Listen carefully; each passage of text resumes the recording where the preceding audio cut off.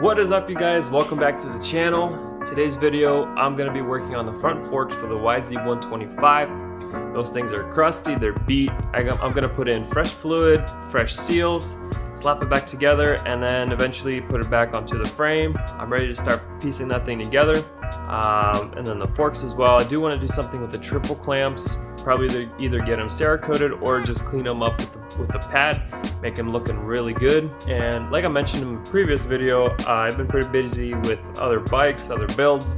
So right here I have a customer that brought in a 2004 CRF 250R, which does not have spark. He could not figure it out. He replaced the stator with a 450 stator, which I think is the issue. But I've been checking everything else to make sure we don't have an issue anywhere else. Check the kill switch, which is working perfectly. And this CDI is good as well because I plugged it into my buddy's 06 CRF and his bike fired up, so the issue is not here. Coil is brand new, spark plug is brand new. I'm getting continuity everywhere, so we're good on that. But I think the issue is that stator, just because it's from a 450. So I ordered up the right one with the right part number, so I'll be replacing that, and hopefully everything's good. Timing is good, so everything is pretty much set up. And like I said, the issues with that stator, so hopefully that clears up the issue and we can hand this bike back. And I just have a carburetor to go through for him and just other bolts and pieces that I have to throw back on, throw the plastics back on, fill it with oil, and we should be good to go. But like I mentioned before, let's get started on those forks. And here we have it. This is the left fork that I just pulled out. Took off the brakes that were on here just so we're not wasting too much time. And this thing is as crusty as it gets. And the tubes are actually in pretty good condition. They're not too beat up. It looks like factory connection did work on these before, I'm hoping. So we'll have to see what kind of spring is inside. But all the oil is out. I'll be surprised if there's any left inside. As you can see here, pretty crusty, lots of oil down here. So we'll get it all torn apart, get everything figured out, and curious to see what settings are set right here. Haven't even touched this thing since I got the bike. But yeah, let's dive in.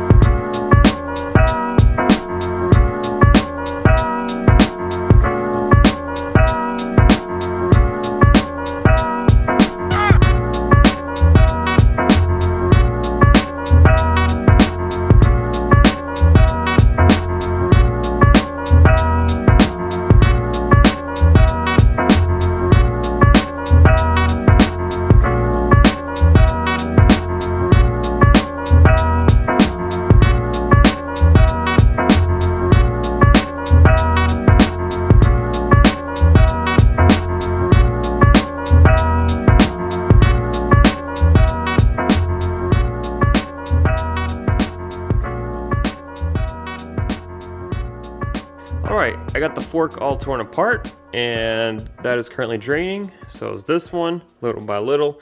And just kind of inspecting everything and then just looking at this cap, I do see that this bumper is like a different color. Usually they're like a brownish, ugly color. So I'm not sure if this is aftermarket or not. And I'm not really even sure if factory connection ever even rebuilt these forks.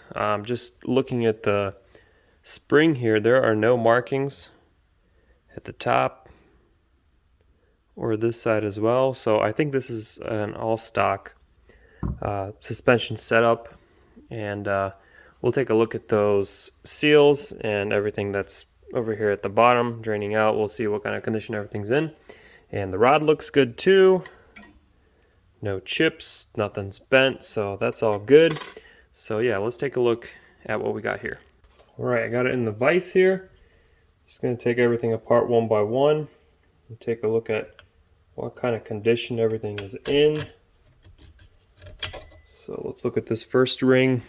These are like a Teflon coated ring here, and it's actually really good shape. There's no scratches, nothing is torn. So, and these are copper, so once you see wear on here, good idea to order up a new set, get these replaced. And I like to put everything in order on my paper towel over there.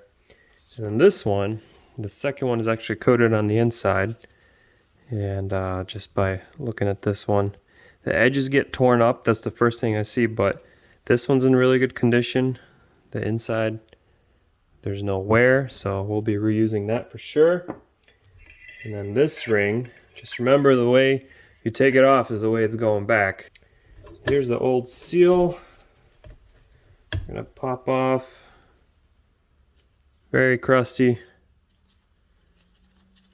So this one was leaking for a while, so we will not be saving that.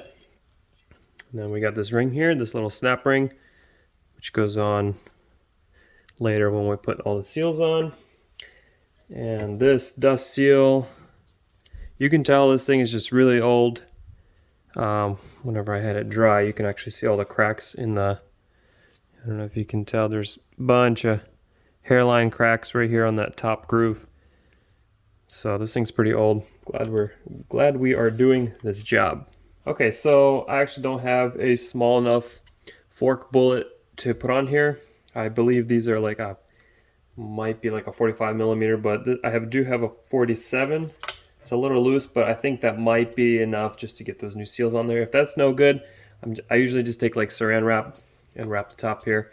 Or another trick is you just use electric tape.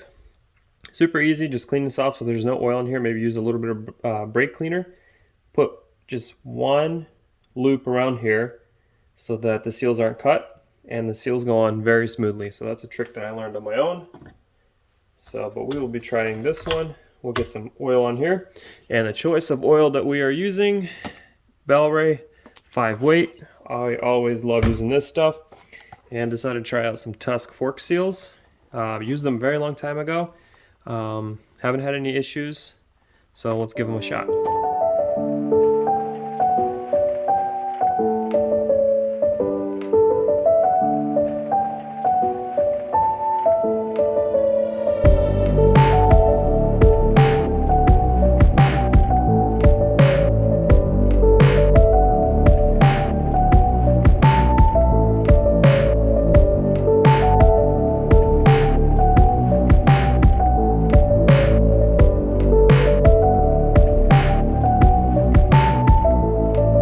So I got off as much as I could. There was so much old glue from that sticker, and what I did was I peeled that sticker off, and then I was just thinking about what to use. So I actually used brake cleaner, sprayed it on the sticker, and it actually started to bubble up. I just wiped it off, and all the glue was left.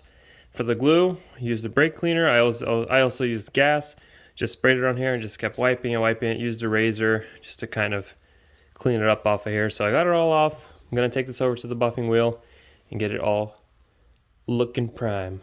All right, so got this thing all cleaned up, sent it through the buffing pad, and we did a pretty good job just to get all the old gunk off of there, and cleaned up this end as well. If I really wanted to, I could get this thing coated, maybe with some sort of paint, either powder or, I don't know, probably Cerakote as well, but we're just going to leave it the way it is. Because this is more of a budget build.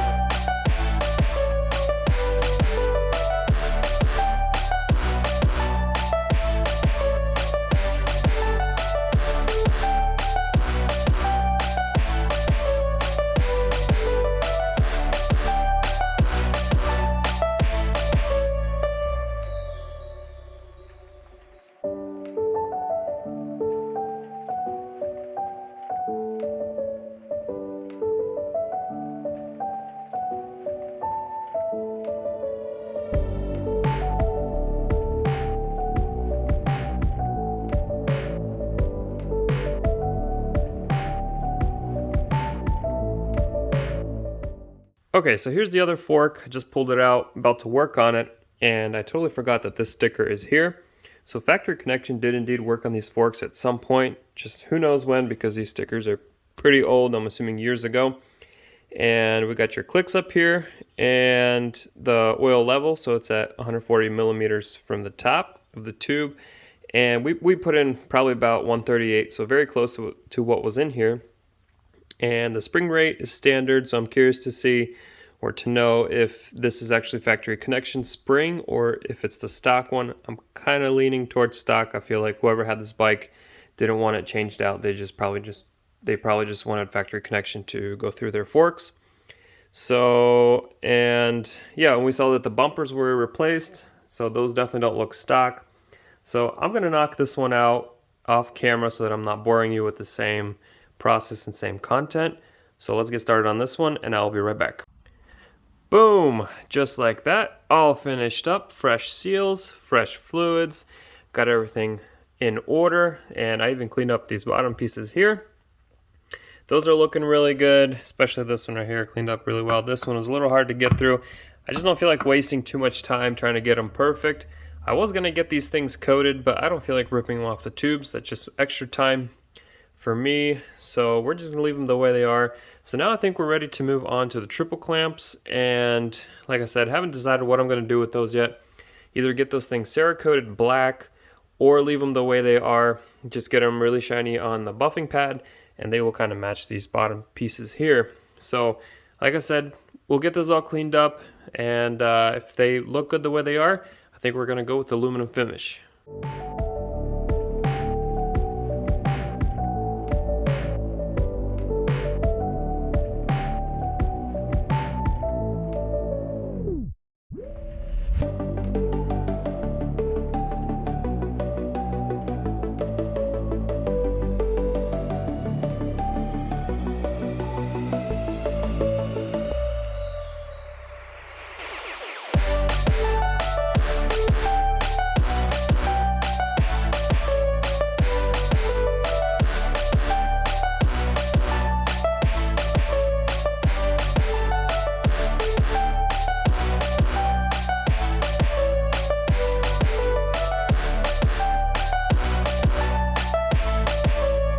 And we're at the point where the buffing wheel is at its limit, and I got all the little spots that I could get to with that buffing pad, and man, gosh, this looks good. Looks really good. So now I'm gonna get the die grinder out and get in between all these little spots, and especially here on this bottom half. The die grinder should be able to catch all those little spots. Taped up the stem here so that I don't beat it up, but I will say this lower bearing was pretty tough to get off.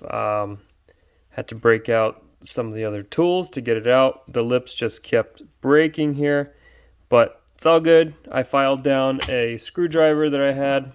Screwdriver worked, and then once I was able to get a gap in there, I used a bigger chisel, and everything came apart. But that was tough, and maybe next time I'll definitely get the proper tool to do it. But that is one way to do it to save yourself some money, because the Motion Pro tool is like 150 bucks. It's basically a puller that you slip on here, you crank on top, and it pulls the bearing out. Saves you a bunch of time, but it is 150 bucks. But this wasn't bad either. It just took about 20 minutes and it came off. Okay guys, so skipping ahead here a few weeks since we left off from polishing up those triple clamps, I have a little confession to make. I didn't do some filming on some things that I've done, so I'm just gonna show you here. Boom. We got the triple clamps all painted up in black. I feel like that was the right move. I feel like it was just clashing a little too much with those forks. The tubes are more of like an anodized aluminum color, so we got them coated. They're painted. They look great. I think this looks much better than just going with the brushed aluminum finish. So swinging over here, we finally have the frame on the stand.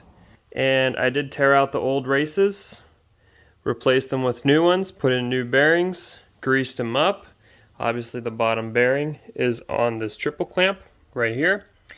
But instead of buying the proper tool to get it back on, I decided to cut a few corners. And I went to Lowe's and picked up myself 1.25 inch pipe. This is 18 inches long. It's threaded on this side right here. If I'm able to get it off with one hand. Anyways, that's threaded. I just picked up a cap. So basically, slide it over like this onto the bearing, fits on perfectly. Few little love taps with the hammer. Boom, the bearing is installed. So this was like 15 bucks at Lowe's versus $50 for the tool. This works perfectly. As far as pulling the tool, it would be nice to invest into the proper one, but like I said, that $150 is a little much for something like that, but we'll just stick to the chisels for now. So I'm itching to put all these parts on the frame. Let's head on over there, possibly install the forks, maybe even the handlebars, see what she looks like.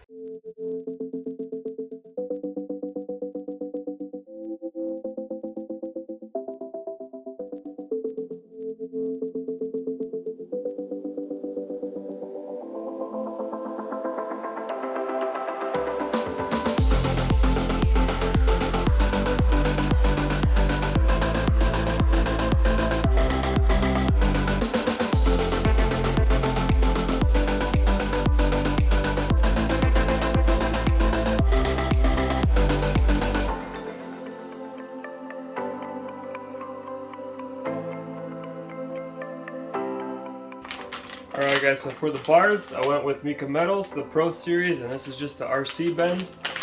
So I picked one of these up and actually really happy with how it looks. The quality is awesome, so we're going to slap these on.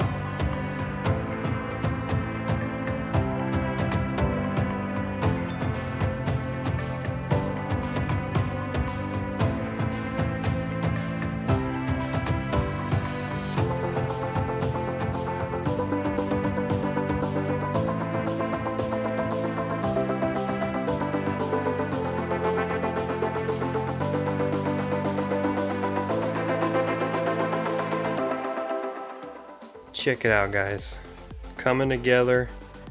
I'm loving the colors. I'm so happy that I painted these black. Definitely better than having it chrome or having it aluminum. I feel like it was just gonna clash a little too much with the forks, and these bars look really good too. Not sure how to pronounce it, Mika Metals or Mica. Either way, these have been around, everybody loves them, so I figured I'd give them a shot too.